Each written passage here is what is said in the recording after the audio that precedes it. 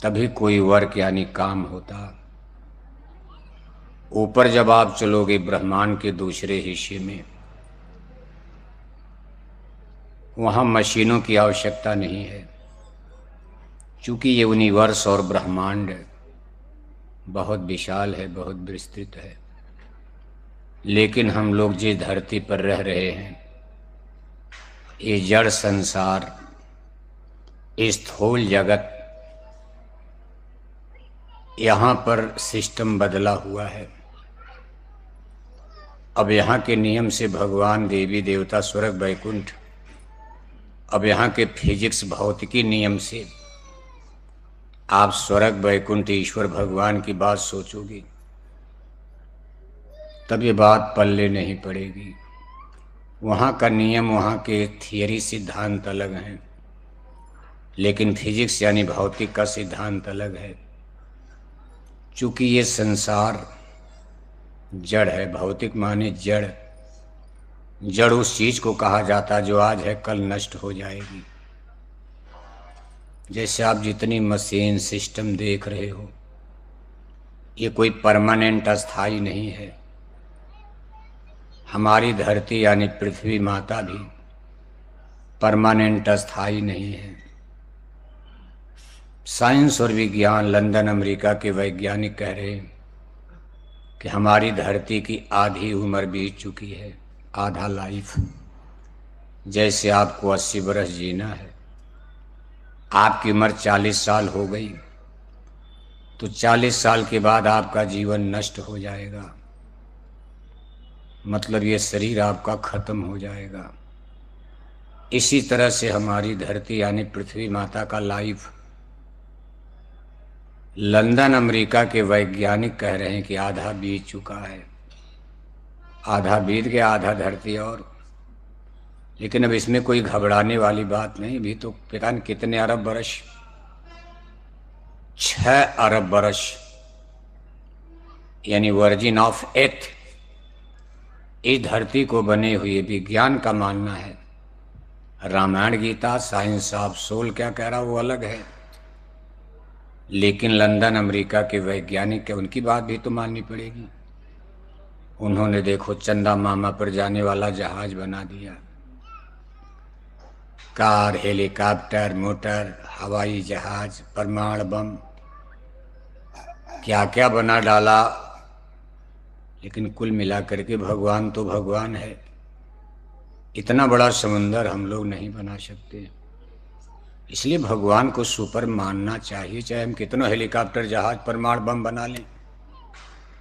सारी दुनिया के साइंस विज्ञान, सारी क्रेन मशीनों को लगा दी जाए, हम लोग इतना बड़ा हिमालय पहाड़ नहीं बना सकते। और अगर मान लो बनाया भी जाएगा तो मिट्टी कहाँ से लाई जाएगी, खोदा जाएगा। और ज़्यादा धरती को तोड़ा जाएगा तो भूकंप आ सकता, धरती कांप सकती है, वाइब्रेशन हो सकता। और अगर धरती तोड़ने से, धरती पर ज़्यादा अटैक करने से, अगर मान लो धरती में कंपन हो गया तो बड़ी बड़ी कोठियां, नगर नष्ट हो जाएंगी। उस बनाने वाले क्रिएटर ने, करतार ने सूरज बनाया, चांद बनाया।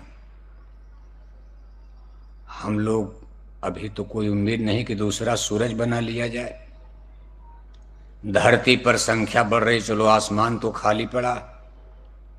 हमारी धरती माता तो आसमान के कोने में पड़ी है, पूरा आसमान अंतरिक्ष खाली है।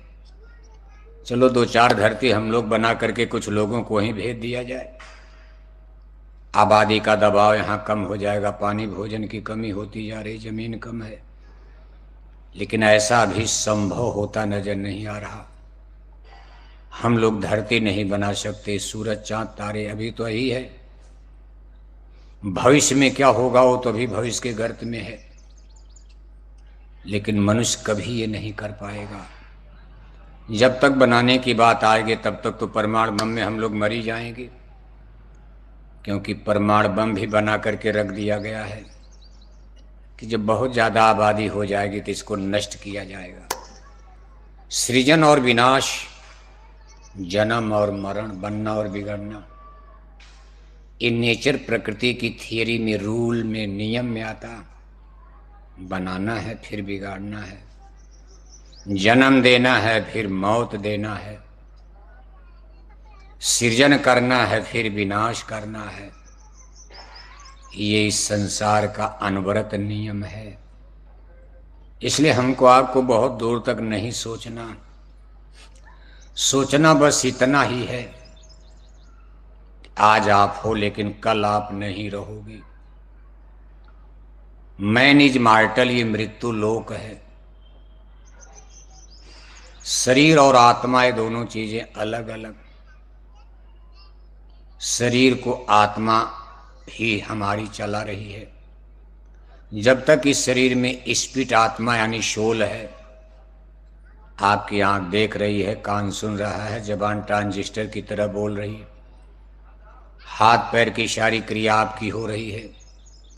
जिस दिन इस शरीर से आत्मा अलग हो जाएगी, जैसे बिजली पावर के जाते ही सारी मशीनें बंद हो जाती हैं, कूलर बंद हो गया, आटा चक्की मशीन, बड़े बड़े बुलडोजर बंद हो गए।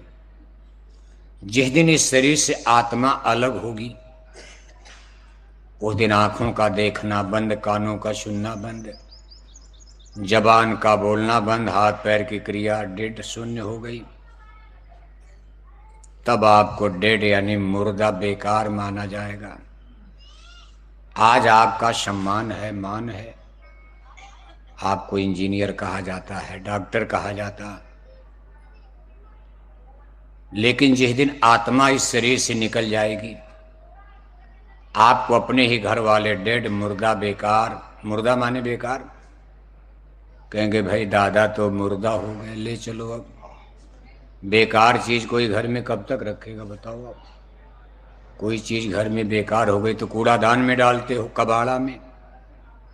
अब ये शरीर आपका जब बेकार हो गया तो घर में रखा जाएगा?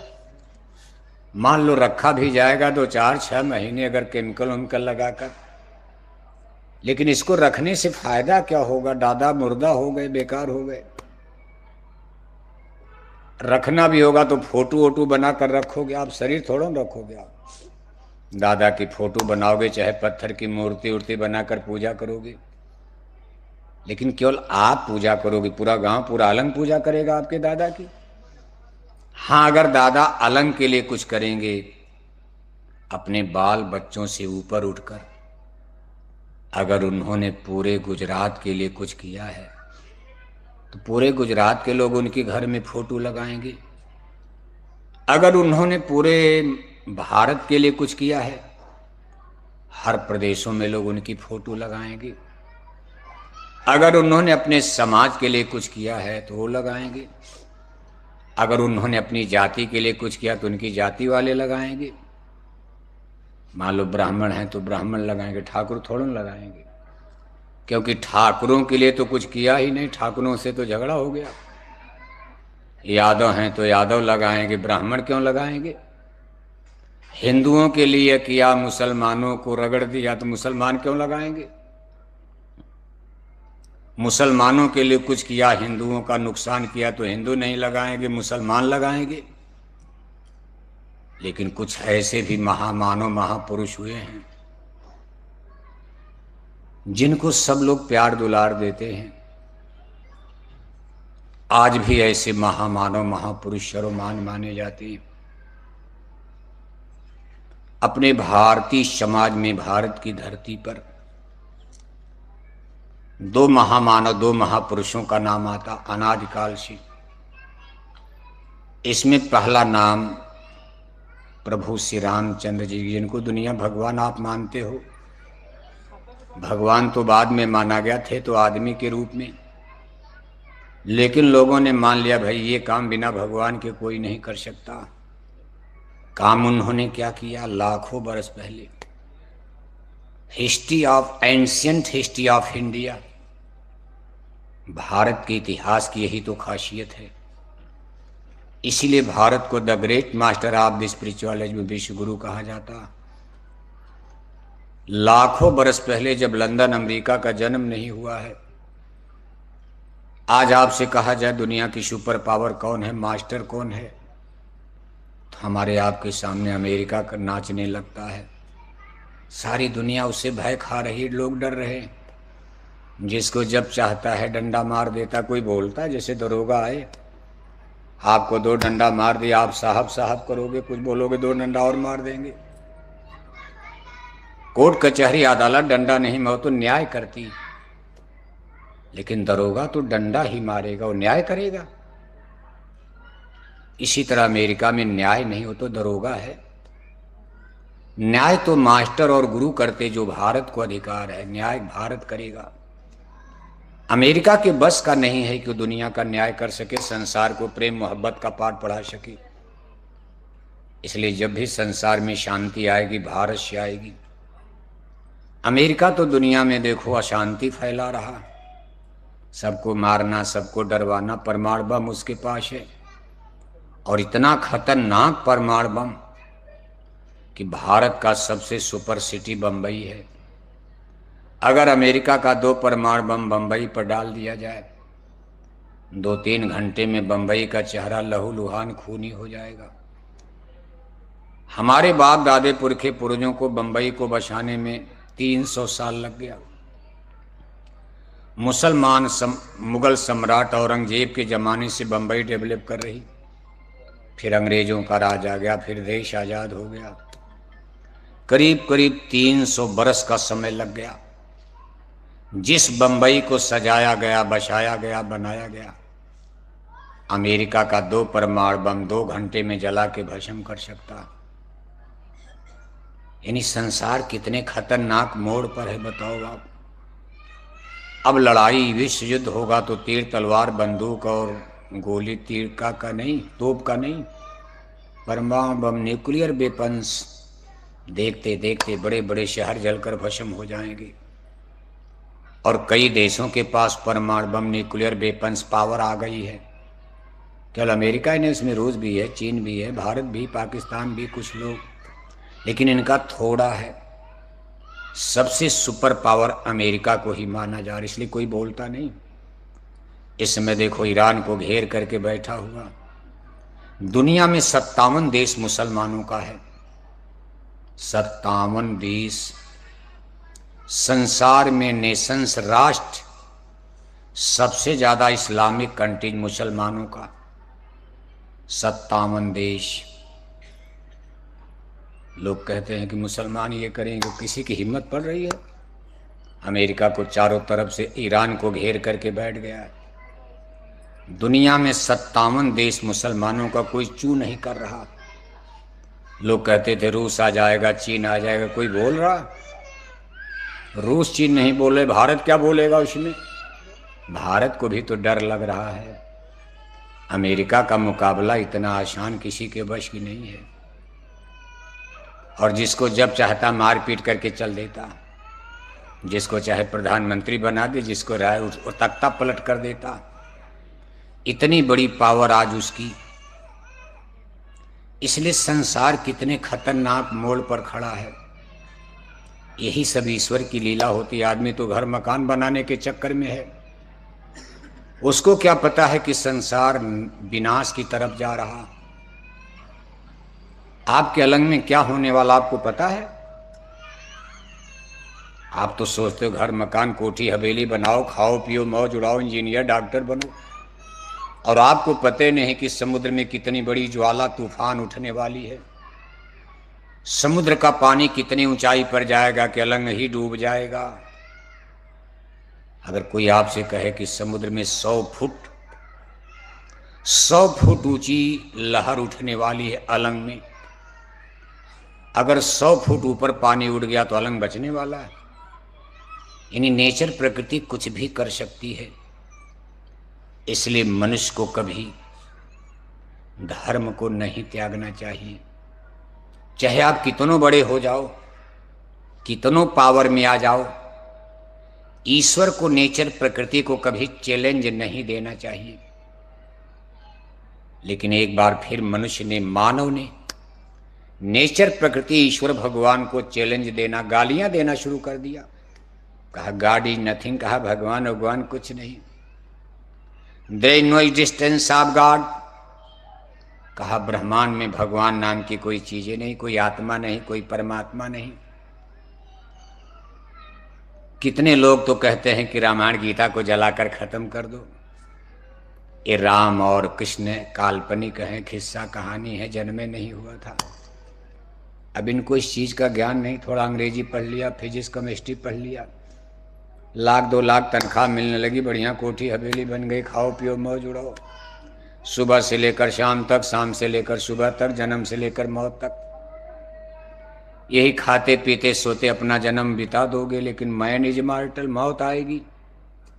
नौकरी से रिटायर हो गए, बुढ़े हो जाओगे, कहीं गठिया पकड़ लिया, कहीं बात पकड़ लिया, शरीर में शुगर की बीमारी हो गई, बिना चीनी वाली चाय पियो अब, तब आपको पता चलेगा भगवान क्या होता है।